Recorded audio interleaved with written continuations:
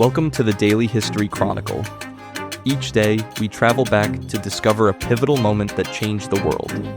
These aren't just dates and facts. They're stories of courage, conflict, innovation, and consequence that still echo through our lives today. Are you ready to explore? Let's see what happened on this day in history. Munich, Germany. April 1st, 1924. Early morning. The reading room of the infantry school is packed to the walls. Reporters from Argentina, Australia, France, and England are crammed into their seats. Hundreds of spectators fill the gallery. Outside, the streets buzz with students who've been threatening witnesses for weeks. 24 days of testimony have come down to this. The defendant rises. He is 34 years old, Austrian-born, not even technically a German citizen, a failed painter, a veteran corporal who once did a month in jail for assaulting a political rival at a public meeting. 2 years ago, most of Germany had never heard his name. 4 months ago, he led a gang of armed men into a Munich beer hall, fired a pistol into the ceiling, and declared a national revolution. It collapsed by the next morning. 16 of his followers were killed in the streets. He was dragged out of hiding and arrested. The judge reads the verdict. Guilty. High treason. The sentence, 5 years. The courtroom erupts. Some shout. Some weep. The defendant nods, almost amused. He would be out of prison before Christmas, and 9 years later, he would be Chancellor of Germany. This is the Daily History Chronicle, where we explore the moments that shaped our world and discover why they still matter today. I'm Richard Backus, and every day I get to share a piece of history that I think you'll find as fascinating as I do. April 1st, 1924. And here's what gets me about this moment. Adolf Hitler didn't win the Beer Hall Putsch. He failed spectacularly. The coup collapsed in hours. His co-conspirators fled the country. He hid in a friend's attic for 2 days before the police found him. By any reasonable measure, it was over. And yet, somehow, by the time the trial ended and the verdict landed on April 1st, Hitler was more powerful than he'd been the day he walked into that beer hall. How does that happen? How does a man lose a treason trial and walk out with more momentum than when he went in? Understanding what actually happened in that Munich courtroom requires holding at least 3 different truths at once. Truths that don't resolve neatly into each other, but all of which are real. Picture this. February 26, 1924. The trial opens. The presiding judge is Georg Neithardt, a man known to be sympathetic to right-wing defendants who claim to be acting out of patriotic motives. The 3 lay judges sitting beside him share that sympathy. The prosecution's witnesses, some of them, have already been threatened by Hitler's student followers in the corridors of the courthouse. Reporters from across the world are there, notebooks open, because the story of a failed coup is still a good story, even when the coup fails. Hitler walks in wearing his Iron Cross on his lapel. He sits down, and then he begins to talk. His opening statement lasts nearly 3 hours. To understand why any of this was possible, you need to know what Germany looked like in 1923. The country was in free fall. The Versailles Treaty had stripped Germany of territory, imposed crippling reparations, and humiliated a generation of soldiers who believed they hadn't actually been defeated on the battlefield, just betrayed at the negotiating table. Hyperinflation had made German currency essentially worthless by autumn of 1923. People were literally burning money to stay warm because it was cheaper than firewood. The political center was collapsing. Communists were organizing on one side, nationalists on the other. Into this environment, a charismatic, furious, relentless agitator was building a following in Munich's beer halls. His party was still small, his name still unknown to most of Germany. But to the people who were listening, he was saying things that felt true. Germany had been stabbed in the back. The Jews and the Marxists were responsible. The Weimar Republic was a foreign imposition. Germany's greatness could be restored. None of that was accurate, but accuracy was not the point. When Hitler marched into the Bürgerbräukeller on November 8, 1923, fired a pistol into the ceiling, and declared the beginning of a national revolution, he expected the army and the police to join him. They didn't. By the next morning it was over. Here's the first thing the evidence tells us. The judges knew exactly who they were dealing with, and they chose leniency anyway. Neidhart had presided over Hitler once before for that assault conviction and had given him the minimum sentence then too. The trial was held in Munich rather than before the Reich Court in Leipzig, the proper venue for a high treason case, because the Bavarian government cut a deal with Berlin to keep jurisdiction local.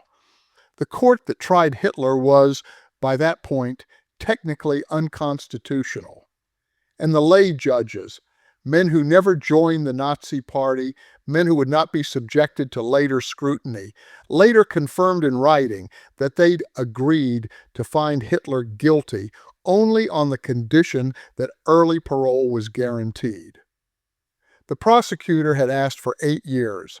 Hitler received the legal minimum of 5, with immediate parole eligibility. I find myself thinking about those lay judges a great deal. They were not monstrous people. By all accounts, they were ordinary conservative Germans who genuinely believed that communism was the real threat, that the Weimar Republic was illegitimate, and that Hitler, whatever his methods, was motivated by sincere patriotism. They gave leniency to a man they believed had acted from the right instincts, even if he'd acted badly. That distinction between motive and method turned out to be catastrophically wrong, but it was a sincere judgment, not a corrupt one. Now here's the second truth. Hitler used those 24 days the way a skilled prosecutor uses a closing argument. He claimed sole responsibility for the putsch on the very first day, which was audacious, but it also made him look like a leader, while his co-conspirators looked like followers. He delivered hours of speeches that the judges made no effort to stop. He blamed Germany's collapse on Jewish influence and Marxist betrayal over and over to a courtroom full of reporters who wrote it all down and put it on the front pages. When the prosecution tried to keep the proceedings focused on what actually happened at the Bürgerbräukeller, Hitler simply redirected to his larger vision of what Germany needed to become. One historian put it plainly. He entered the courtroom a pathetic figure, and he left with the aura of a leader. The publicity from the trial was, as that same historian observed, something he couldn't have bought even if he'd wanted to.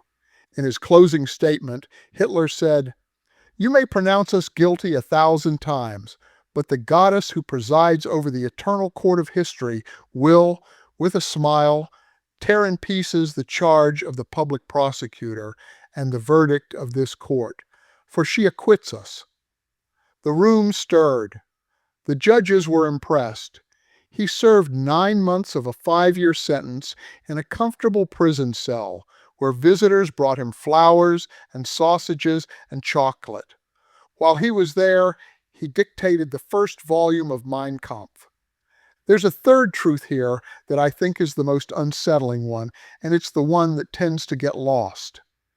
The Weimar Republic's institutions, its courts, its federalism, its tolerance for political speech, were real achievements. The Republic had succeeded at doing something genuinely difficult, building a democratic system out of the ruins of an authoritarian empire in the middle of an economic catastrophe with no democratic tradition to draw on.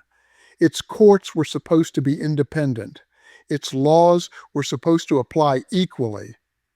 The transfer of jurisdiction to Bavaria was a pragmatic compromise meant to avoid a larger political confrontation. Every single one of those reasonable institutional decisions made Hitler's transformation from criminal to martyr possible. After his release in December 1924, Hitler drew a direct lesson from the trial. He decided that revolution through force was a dead end. What he needed was to use the machinery of democracy to destroy democracy itself, to win elections, to accumulate legal power, to make his movement respectable enough to be invited in through the front door. When the Great Depression hit in 1929 and the political center collapsed again, he was ready. The Nazis would use the electoral process of democracy to destroy democracy. That's how historian Christopher Browning described it. It was a strategy Hitler developed directly from the failure at Munich and the lesson of that courtroom. We're still living with the question this trial raised. Not about Hitler specifically, but about what happens when someone who openly opposes democratic norms is given access to the platforms, protections, and procedures that democratic systems provide. The Weimar courts gave Hitler a stage because their rules required it. Their rules required it because fair procedure is what separates a legitimate legal system from a political tribunal. And those same fair procedures were used methodically to dismantle the system that produced them. Political scientists call this democratic backsliding, and the specific version Hitler pioneered, using legal mechanisms and electoral processes rather than armed revolution, has been studied extensively and applied elsewhere. Every democratic system that has collapsed in the centuries since has done so through some version of the same mechanism, an actor who uses the system's legitimacy against itself.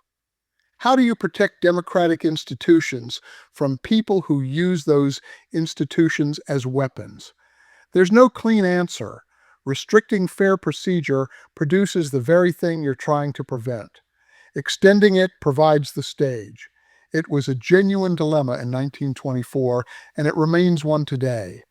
The philosopher Karl Popper wrestled with exactly this paradox and called it the paradox of tolerance.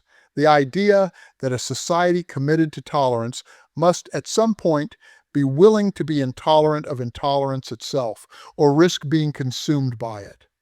Popper wrote this in 1945, having watched what he was describing in real time. The judges who sentenced Hitler on April 1st, 1924, had no Popper to read. They had no 1933 to look back on. They had a defendant who wore an iron cross and spoke passionately about German suffering, and they gave him the benefit of the doubt that their system asked them to give. Both things are true. They acted with genuine conviction, and their conviction had catastrophic consequences. What I keep coming back to is the lay judge's letter, the one they wrote confirming that they'd only agreed to convict at all because early parole was guaranteed. They thought they were being fair. They thought they were balancing justice against the reality of the political moment. They weren't wrong about the political moment. The Germany of 1924 was fragile, and a harsher sentence might well have inflamed things further. They were wrong about what they were dealing with. Not because they were stupid or evil, but because there was genuinely no template for it. A man who openly stated his intention to destroy democracy, who was being tried by the democracy he intended to destroy, who used his trial as a referendum on whether democracy deserved to exist. That was new. The putsch failed, the trial succeeded, and the man who failed the putsch changed the world. All three of those things are true. I'm Richard Backus, and this is the Daily History Chronicle. Tomorrow we'll explore another moment that shaped our world. Until then, 3 questions worth sitting with. When does a legal system's commitment to fair procedure become a vulnerability? Is it possible to design institutions that are both principled and self-protecting? And when you look at a decision that turned out to be catastrophically wrong, does it matter whether it was made from sincere conviction or from corruption? Because that's what April 1st, 1924 teaches us. Not just about how democracies fail, but about the much harder question of how ordinary people following reasonable rules can make history's worst mistakes without ever intending to. Thank you for your time. If you enjoyed this episode, please subscribe. If you really enjoyed it, tell a friend. I hope you'll join me again tomorrow for more of our shared history.